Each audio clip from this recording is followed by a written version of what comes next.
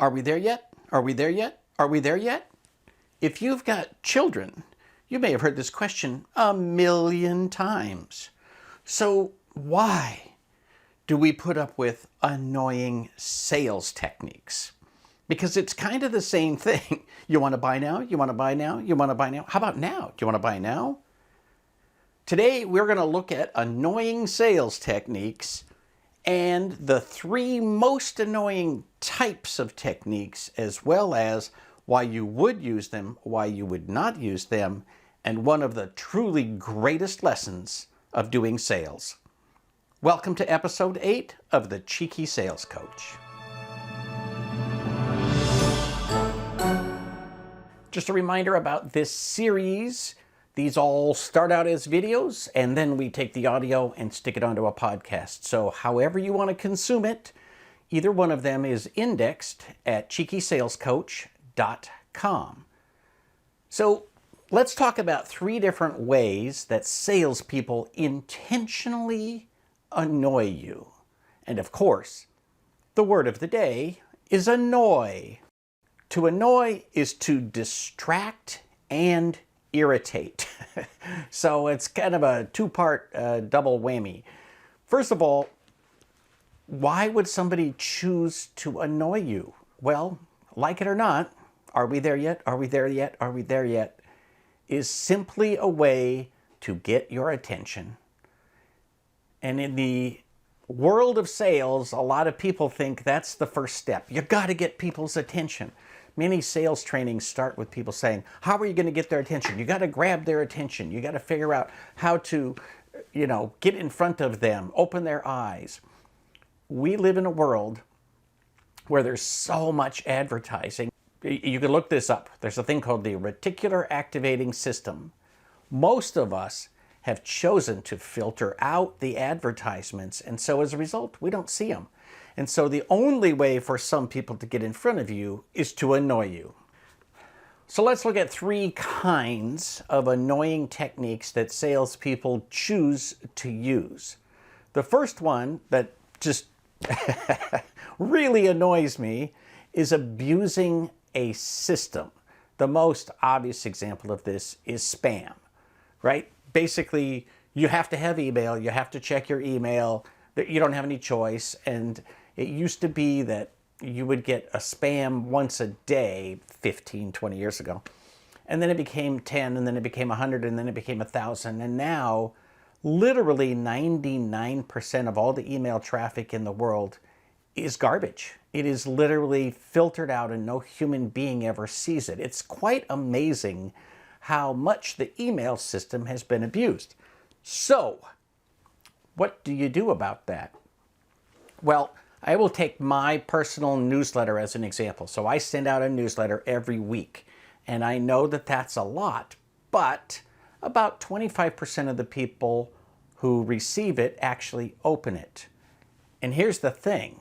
I clean my list at least once a year and delete everybody who has not opened an email in 12 months. The result is that I know everybody has opened at least 1 email in a year. They've chosen to do that, and so that's one way that I address not being just another piece of spam, right? It also, to be honest, improves my open rate because everybody there has opened something. And so, some people, they don't want to ever get rid of a contact because they don't care if nobody ever opens it. They want to be able to say, I've got 10,000 people on my mailing list. Well, okay, I have 9,000 on mine, but people open it every week. Some of the most annoying stuff that I've seen in the last year, probably the most annoying new thing that I've seen, is somebody dropping a meeting into my calendar, not through Calendly or one of those things, but just emailing me a calendar invitation knowing that my system defaults to accepting that. And so I wake up in the morning and there's a meeting on my calendar, but I didn't actually accept it. It's in the waiting to be accepted format. And I'm like, theoretically, I could just go to that, click on the Zoom and now some salesperson has got me on their calendar and they're ready to do this. I've never done it. I absolutely would never respond to that. I want to teach them that it's stupid. And of course, I had to change my email settings to not accept every calendar invitation, which is annoying to me. So now they're annoying me and not getting a sale. So again, this falls under the category of annoying things that are abusing a system. Another quick example, if you have a website and you have a contact form, there are bots that go out and fill out forms with spam, and it shows up in your inbox because you probably have the form contents delivered to your inbox. If not, somebody on your staff gets that information and they're like, what the hell is this? Right? And it's really just some bot went to your form and filled it out. You can use CAPTCHA or other things to make it more difficult for the bots, but some places also just hire humans at super cheap rates to just sit all day and fill out these forms and copy paste. So super, super annoying. A second type of annoying is lying or trickery. And you've seen this where people leave a voicemail and say, hey, I just wanted to get back to you on that $400,000 line of credit. Well, I don't know about you, but if I were to apply for a $400,000 line of credit, I would know that. I would remember that. No one in my organization would do that without my approval. So I don't know what's going on, but I know that I didn't start this and I can just delete it because there's nothing going on. Again, this is the kind of technique that the evil people use to trick old people into sending their money or something like that. The classic example of, oh, you've inherited $1 million. All you have to do is send me 10,000 of it to get the process started. Tricking people is never a good thing. So I don't care when we get to the section on, why you would or wouldn't do these things. I don't care who you are. I think that that's a bad technique. But that's just me. A similar kind of trickery that you've seen is people who just pretend to be in the middle of a conversation. Oh, about that conference meeting we were going to do on Thursday the 2nd at 2 p.m. Why don't we do a bit? And you're like, well, what? Again, it's sort of, I'm not sure who falls for this, but somebody must. And finally, perhaps the biggest annoyance of all is something that has been built into sales training for the last 100 years.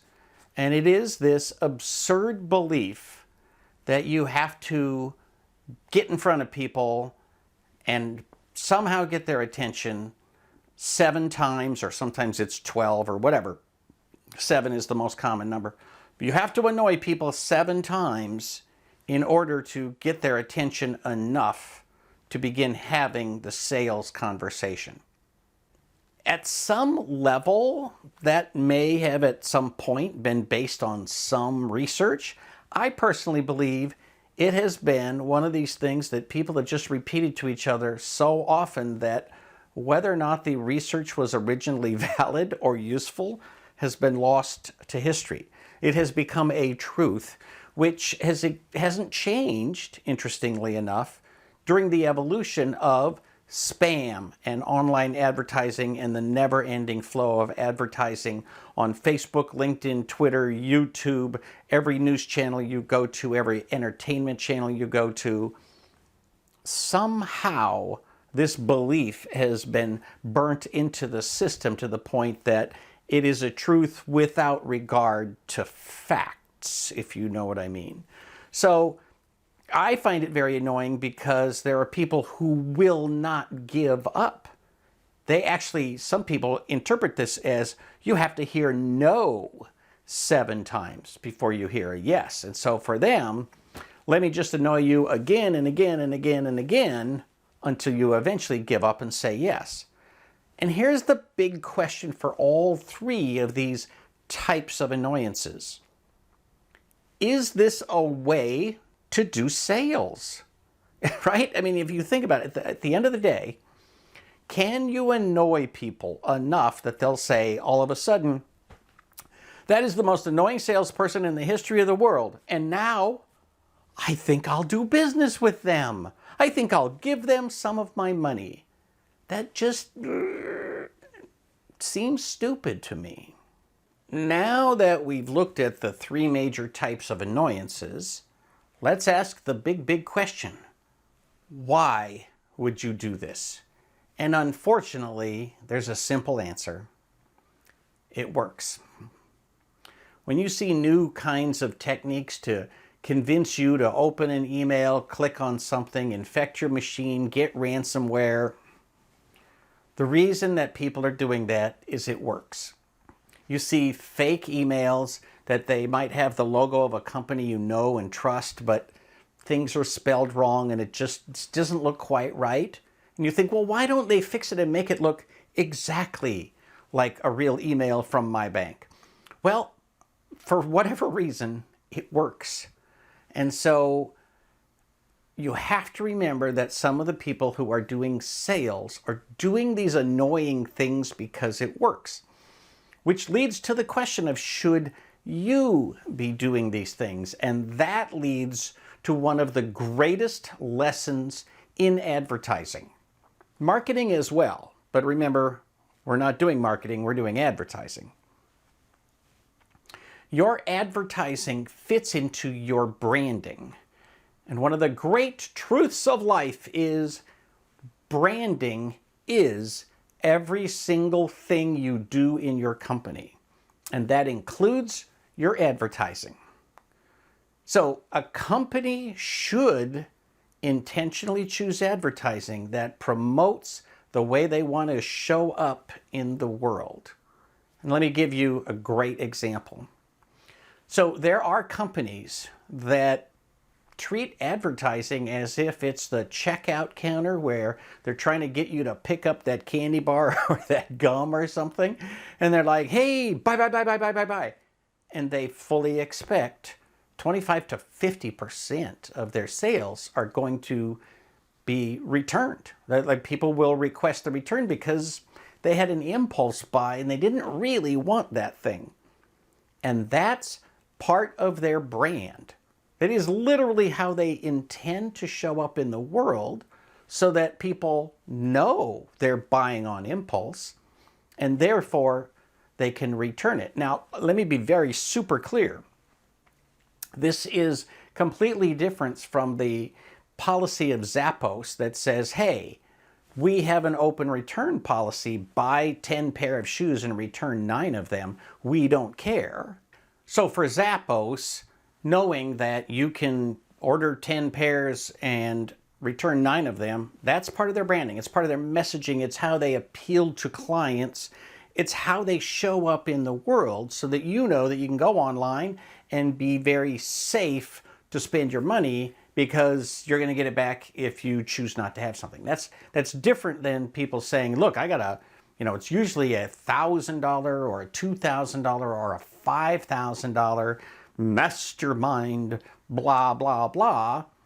And, buy it now, and they go through this long, complicated funnel process to get you to open up your wallet, and they know that 25 to 50% of the people who buy are actually going to be disappointed in what they bought and want their money back. So both of those are intentional business models, and people have decided that that's how they want to be, and they're okay with that, right? The second type, the type where they get all these massive returns that is because of unsatisfied customers, they know they're probably never going to get another nickel off of those customers. But again, that's intentional because the other half, the ones who don't return stuff, they might buy more and more again and again. So they've sort of filtered their audience. All of those are choices about business models. Most of the people watching this are probably going to be in small businesses and in service businesses. And as a result, you need to look at what you want your customer to look like for life. One of the early videos in this Cheeky Sales Coach series was about clients, right? Who do you want your clients to be? And part of that is defining your audience, defining who you want to buy. But part of it is also thinking about what they call the lifetime value of a client. The lifetime value of a client is the amount of money that you expect to get from that client in the long run. So some people have a 5-year lifetime, and that's actually pretty good. If you can figure out how much a given client gives you in 5 years, that's huge. But a true lifetime would be, for example, back when I had an IT consulting business, I would look at it and I would say, let's say that somebody stays with me for 20 years. What do I expect the value to be? After I had a bunch of clients that had been with me 5 years, I had a real good idea of what value I would get from them over the course of 20 years. And when I had a bunch of clients that had been with me for 10 years, well, I had an even better idea of what it would be in 20. And so you have to be constantly calculating this, but an important piece is, will you be able to get clients who meet that long-term profile with this kind of advertising? And so for most of you, being annoying as a way to get in front of clients is simply not an option. And again, I want you to focus on what is the branding, how you want to show up in the world with your advertising. So when you think about your advertising, there's only a couple of things you need to know. First of all, you are not the client. So the way that you respond to things is not necessarily the way that your client responds to things. So you got to find out from your actual clients, why did you buy from us? What did you find appealing? You know, and sometimes you'll be surprised that the stuff that you thought got their attention didn't really get their attention at all. So learn from that. Make that a communications loop where you learn more and more why people engaged with you. And the other thing that you need to do is you need to look at your clients, who you want them to be, who they are, and gradually make your advertising fit the kinds of ads that appeal to those people. Again, it's important that you do the first part. Realize that you're not the client. What appeals to you may not appeal to your clients, especially since very few of us have clients who are in the same business we're in, right? So by definition, your clients come from a different perspective. That's why, you know, having a niche and focusing on a vertical is really helpful, because you can at least figure out, what do people in that niche find appealing? So think about big picture, what your advertising looks like, how you show up in the world, and make sure that you have only as much annoying stuff as you can get away with. For me, the bottom line on annoyance is, in the very small business world and in the consulting business world, I don't think it has much of a place in our advertising. So I encourage you to look at the way that you advertise and measure the annoyance that you cause for other people. I recommend that that annoyance be as small as possible, and then you have to decide, which values do you want to put in place of that? Honesty, integrity, quality of service, response time. There are many positive things that you can focus on. Annoyance doesn't have to be one of them. Hey, if you learned anything or found any of this entertaining, or you just are a nice person and want to help me keep food on the table, please like this video, subscribe to the channel, and share it with your friends. Hey, I wish you tremendous sales and an amazing 2021. This is Carl Polachuk from CheekySalesCoach.com. Call to action. Like, subscribe, and ring that bell so you won't miss a thing.